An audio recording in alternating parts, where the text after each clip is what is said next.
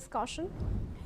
We now move ahead. Viewers, Turkey has said that US President Donald Trump has invited Turkish President Recep Tayyip Erdogan to join the so-called Board of Peace that will oversee post-war in Gaza.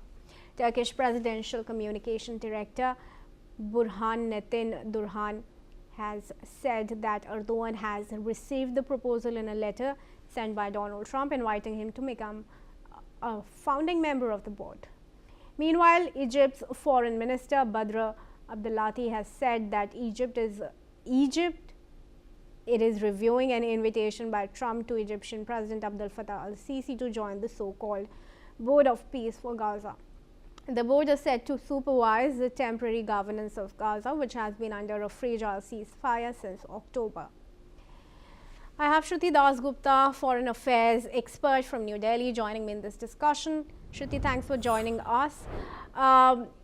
We all know that Turkey has long supported Gaza. Trump's invitation to Turkey for this so-called Board of Peace, what does that really mean about his vision of Middle East that we have traditionally? It shouldn't surprise any one of us because the foreign minister of Turkey is already part of the executive board, if I'm not wrong. So Turkey already has representation and voice in what happens to Gaza and Gazans at that particular strip of land in the days to come. This is just Trump's way of ensuring that all the key players that could have objections, could raise international as well issues, as well as those who might,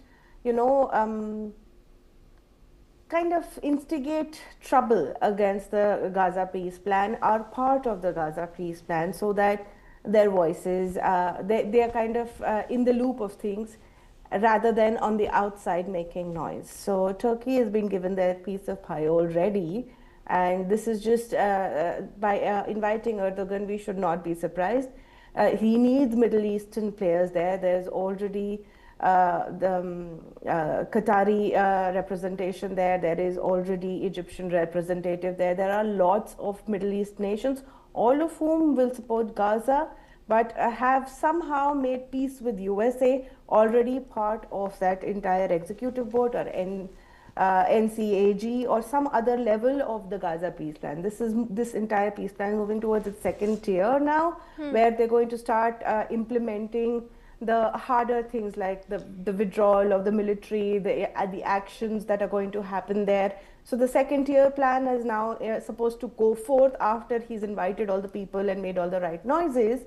So this is where it is. Of course, there are controversial figures like Tony Blair and Jared Kushner, who Tony Blair has been accused by a lot of these people as a criminal, international criminal, for what for his support of the Iraq war. So that is a controversy that is already brewing there. People already side-eye that particular appointment.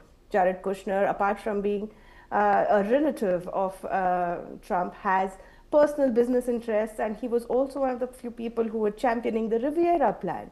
So having him part of the executive board, mind you, there's a hierarchical structure there. So there's a board of peace where there are heads of states, and the topmost position, of course, belongs to Trump. And then there's this executive board where there is Jared Kushner, and then there's this man, I'm forgetting his name. He's been appointed as the overseer of things.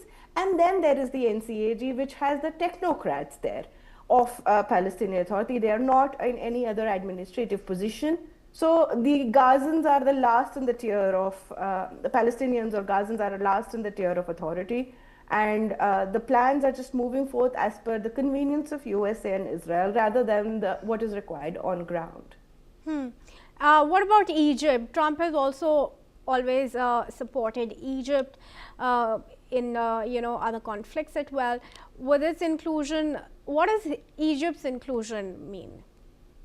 Well, Trump needs Egypt because Egypt shares border both with Gaza as well as Israel. Egypt has always stood very, very firmly on the side of Israel and have not allowed any of the Gazans to cross forth, no matter how bad the war went, through the Rafah crossings or any of the other crossings.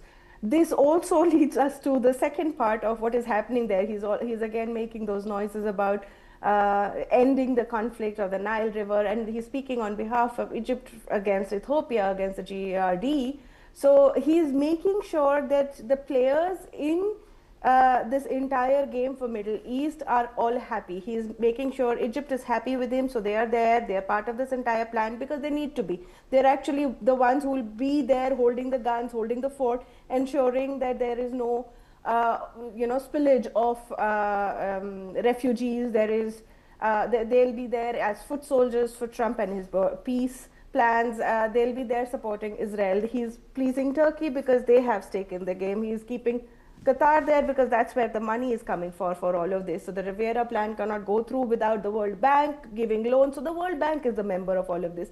It's a bigger game that we are seeing in the name of diplomacy with the head of Trump, with Trump as the head of things. All right, Shruti, then thanks very much for speaking to us and joining us in this discussion.